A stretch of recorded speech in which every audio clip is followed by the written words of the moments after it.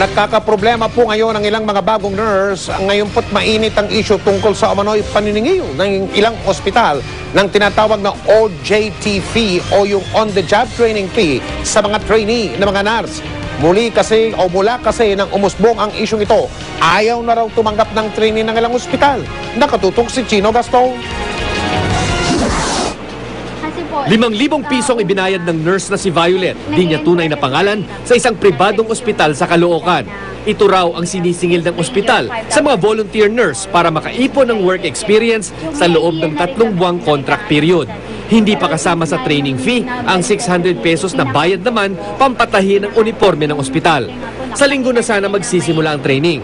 Ngunit kanina, bigla na lang ipinatawag ng ospital si Violet at iba pang volunteer nurse at isinauli ang 5,000 pisong training fee. Interesado din naman kami kasi ang sa amin, pag nag-a-apply kami sa mga ospital, hinihingan kami na experience. Kanina, pumila kami, nirefund lahat, 5,000. Pero yung training, wala na? Wala na po.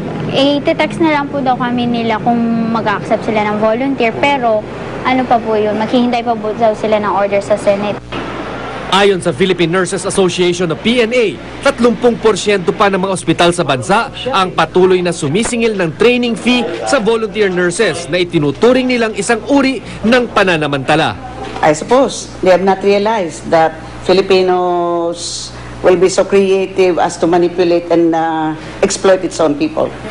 Dagdag pa raw sa problema ang kakulangan daw ng batas para parusahan ang mga ospital na gumagawa ng ganitong uri ng paniningil.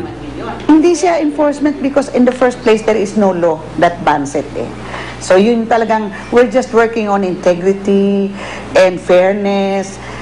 And I suppose that's a virtue, or those virtues are not easily found these days.